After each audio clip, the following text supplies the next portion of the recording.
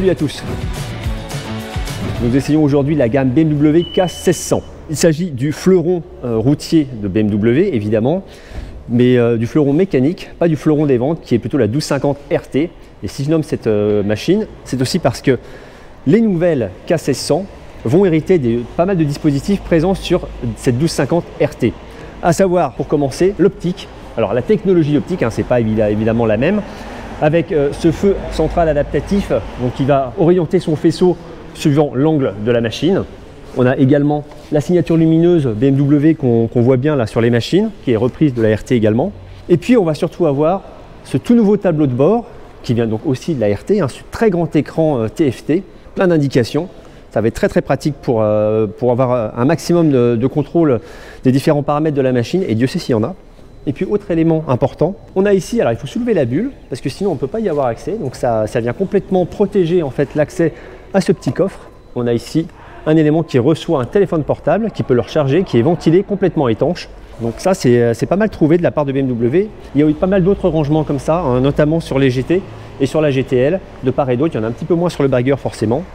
Voilà, donc hop, on va refermer la bulle et donc ça vient complètement protéger l'accès à votre téléphone portable. Voilà pour les trois nouveautés principales en fait de cette gamme K1600. Alors il y a plein d'autres petites choses, notamment électroniques. On a évidemment une centrale à 3 axes 6 directions, donc une IMU, une centrale inertielle, qui va aider à piloter les assistances nombreuses de cette machine, notamment selon 3 modes de pilotage, Rain, Road et Dynamique. Ces 3 modes vont totalement paramétrer les différentes assistantes, dont notamment le nouveau MSR, la régulation du frein moteur. On a évidemment toujours l'ABS sur l'angle, le contrôle de traction, mais aussi ces 3 modes de pilotage vont influer sur la suspension. On a un nouvel ESA dont la principale caractéristique est d'avoir une précharge automatique. Donc la précharge va s'adapter en fonction du poids qu'il va y avoir sur la moto. On n'a plus besoin d'aller mettre si on est 2 pilotes, des bagages, etc. Tout est automatique. Pour le reste, on retrouve évidemment cette super mécanique à 6 cylindres qui équipe les K1600 avec 1649 cm3, 160 chevaux à 6750 tours, 180 Nm de couple à 5250 tours. Donc des valeurs très expressives. Cette mécanique est logée dans un cadre périmétrique alu, comme avant en fait. On a pareil la boucle arrière en tube d'aluminium extrudé. Donc là, aucun changement à ce niveau-là. Idem pour l'équipement en frein. Du Brembo 4 pistons à l'avant. En termes de pneumatiques, on a des Bridgestone Batlax T30 qui équipent les 4 modèles de K1600. Petit rappel des dimensions de cette machine qui sont très importantes. On a un empattement de 1618 mm. Donc on a eu des largeurs avec les valises de 1 mètre. Donc ce sont des dimensions assez conséquentes à prendre en compte dès qu'on évolue en ville notamment. Et puis le poids de ces K1600, ça oscille entre 348 et 360 kg en gros en suivant les modèles. Donc pareil, des valeurs assez importantes. La grande différence entre finalement, non pas les 4 mais les 3 modèles, puisque je vais vous expliquer pourquoi, c'est l'ergonomie. Donc on a la K1600 GT qui est la plus sportive en fait des K1600. On a la GTL et puis on a le bagger. La bagger Grand Américain est en fait un bagger avec un top case, donc c'est quasiment la même chose. Sur la K1600 GT, on va avoir une position très dynamique, légèrement en appui sur les demi-guidons, qui sont relativement courts par rapport à ceux de la GTL. On domine pas mal la machine, surtout si on relève la selle à 830 mm. C'est 810 par défaut, donc c'est ajustable. Donc on a vraiment une position très dynamique sur ce modèle. Quand on est sur la GTL, la version un peu limousine de la GT, on est beaucoup plus bas, on est vraiment à l'intérieur de la machine, on a des pontées beaucoup plus longs, on est bien plus en arrière sur la moto. C'est très différent, c'est moins agréable à mon sens, c'est une position qui ne me convient pas du tout, mais on va dire c'est plus confortable pour les gens qui recherchent un petit peu cette façon d'être dans un pullman, un sofa roulant. C'est vraiment ça qui est la GTL, avec également pas mal d'équipements chromés, des embouts de guidon, les petits évents là ici qu'on retrouve sur toutes les K1600. Voilà, ça permet d'avoir un peu plus d'air l'été de part et d'autre de la machine. Voilà, donc la GTL, elle va s'habiller un petit peu plus de chrome. Et voilà pour les différences entre la GT et la GTL, ça va vraiment être cette ergonomie de pilotage très différente, moins dynamique sur la GTL, c'est sûr. Et puis, on a sur le bagger, et donc sur la Grand América, un drag bar. On est beaucoup plus bas, 750 mm. Idem sur la GTL d'ailleurs, on était beaucoup plus bas, donc à 750 mm. C'est non réglable, évidemment. Si vous voulez des selles plus hautes, il faut les commander au moment de l'achat. Et donc sur le bagger, on a un drag bar. On est en position vraiment plus low cruising, hein, vraiment un low rider presque américain on va dire, avec d'ailleurs cette ligne qui ressemble pas mal. Donc quelque chose de très différent. Une bulle qui paraît assez courte mais qui est pareil, donc je vous l'avais vu, ajustable en hauteur, donc on est très bien protégé sur l'ensemble des machines. Donc voilà pour l'ergonomie en fait qui fait la réelle différence entre toutes ces K1600. Donc vous l'aurez compris, ces K1600 évidemment s'apprécient bien plus en dynamique, donc je vous propose de retrouver tout de suite mes premières impressions au guidon de la K1600 GT. Alors comme vous pouvez le voir, on a un tout nouvel écran hein, dont on vous a parlé, avec un affichage vraiment très efficace, avec des grandes indications, donc on se repère très bien dans la foule d'informations disponibles. On a d'ailleurs les 4 boutons, les 4 nouveaux boutons qui permettent d'avoir des raccourcis sur différentes possibilités d'affichage et les différentes fonctions comme le chauffage par exemple, des sièges, des poignées, tout ça peut être paramétré sur l'un de ces 4 boutons. On a 18 fonctions au total hein, qui peuvent être assignées sur ces commandes dédiées, donc c'est plutôt pas mal. Alors quand on prend les commandes d'une K1600, même la GT, on se rend tout de suite compte du poids hein, de ces machines. À basse vitesse, il y a quand même un certain balourd sur le train avant, même si les masses sont autrement remarquablement équilibrées. Et bon, on sent quand même qu'on n'est pas sur un petit roadster léger. Et puis on retrouve évidemment cette mécanique incroyable, ce 6 cylindres de 1649 cm3, d'une onctuosité et d'une sportivité assez incroyable.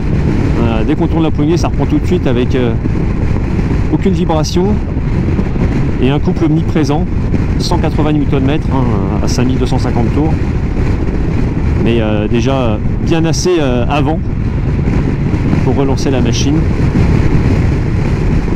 Donc là sur autoroute, on va monter la bulle pour avoir une protection encore meilleure. Voilà, là il n'y a plus du tout de vent. On va mettre le régulateur de vitesse, je peux lâcher les mains, voilà, impeccable. Voilà, c'est vraiment une super routière dynamique cette GT. C'est certainement ma préférée de la gamme, on va voir dans la suite de la journée, mais je sais déjà que j'aime beaucoup ce principe de routière très dynamique. Sur les petites rues qu'on traverse, on sent toujours ce phénomène de poids centré sur l'avant au niveau du 6 cylindres évidemment. Donc il y a une certaine inertie hein, sur les changements d'angle. On sent que ça engage un peu, mais bon, rien d'anormal. Ça se contrôle quand même du bout du guidon. Voilà. Et c'est très précis. Hein. Alors l'avantage c'est qu'on peut aussi garder la 6. Hein. Avec un 6 cylindres, on a énormément de couple à bas régime. Donc ça reprend vraiment sur un filet de gaz. Vous voyez là j'étais à peine à 1000 tours, j'ai réaccéléré, on est reparti. 1500 tours en 6ème, tout va bien. C'est une des caractéristiques et une des forces de cette motorisation. Alors on sent quand même qu'il y a du poids. Hein. Faut pas arriver en vrac et trop vite à mon avis dans cette succession de virages. Donc on a un freinage intégral, enfin semi-intégral sur cette machine, ce qui permet que quand on prend le levier du frein avant, ça va aussi engager un peu l'arrière, avec un disque très important d'ailleurs à l'arrière, hein, de même taille que ceux de l'avant. Donc ça montre bien comment on est censé diriger cette K1600, ces K1600, puisqu'on a toujours le même équipement sur les 4 modèles, et ça freine pas mal de l'arrière hein, d'ailleurs, ouais. On sent bien quand on appuie sur la pédale, c'est très efficace. Ouais, ça se dirige franchement à l'œil. Hein. On a un équilibre remarquable. Puis toujours beaucoup de confort.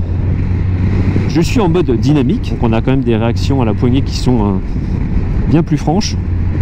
Et d'ailleurs, les trois différents modes donnent chacun un caractère bien plus marqué qu'auparavant. Ça, c'est plutôt agréable. Le nouvel ESA donne toute satisfaction, même là en mode dynamique.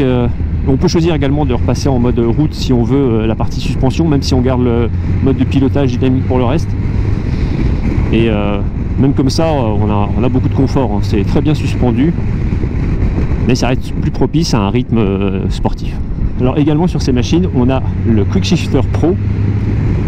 Alors c'est sûr que c'est pas comme une boîte de vitesse automatique qu'on aurait pu imaginer prendre place sur ces K1600, mais ça fonctionne extrêmement bien. en montée comme en descente de rapport, hein. On a un peu l'habitude maintenant. Et le système BMW est très au point. Même si effectivement on n'a pas besoin de beaucoup de changer de vitesse, hein. Là je suis toujours en 6ème et ça fonctionne plutôt bien.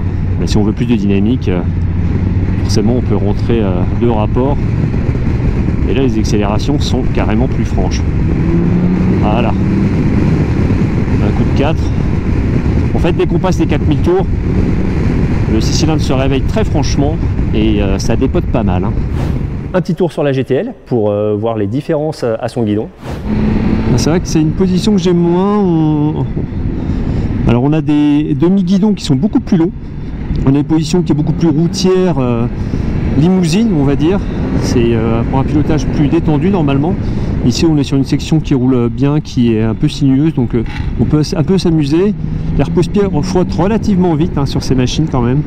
Et on a beaucoup de dynamique. Là je suis en seconde pour garder justement un maximum de puissance et de couple surtout.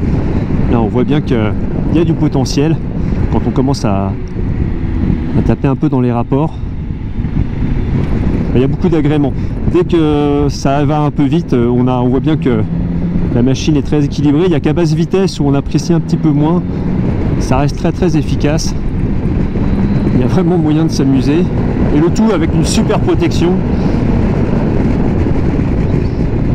Là c'est sûr qu'on ne sent pas les éléments, même avec le pare-brise rabaissé. Et évidemment c'est très confortable. Même en mode dynamique, hein, les suspensions là, ça filtre plutôt pas mal. Tout à l'heure on a une route un petit peu plus fripée. Là il valait mieux repasser en mode road les suspensions. Ce qu'on peut faire, on peut différencier comme je vous les ai déjà dit.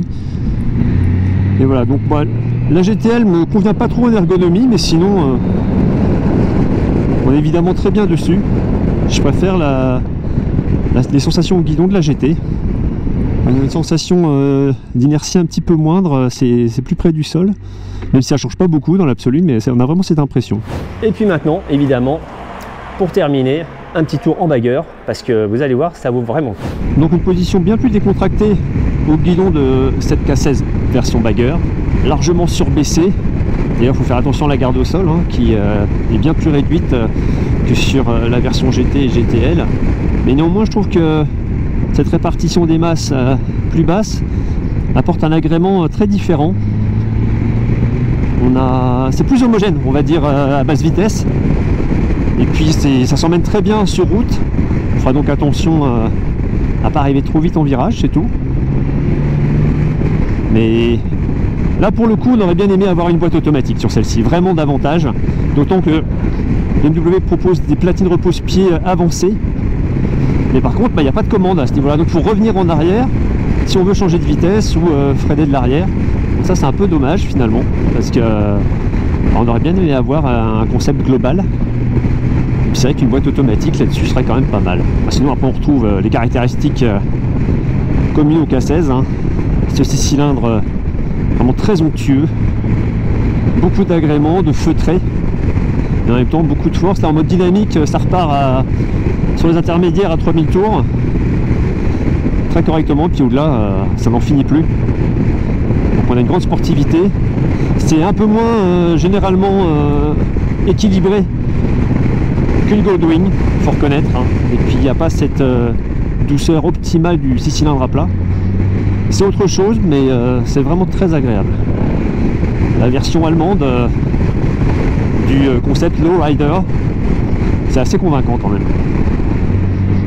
Enfin, la protection est très correcte, d'autant que la bulle est ajustable en hauteur. Donc on n'a pas de problème de déflexion du vent à ce niveau-là. On est très bien protégé par l'ensemble des carénages, c'est très agréable. Alors, pour vous montrer le potentiel dynamique du bagueur,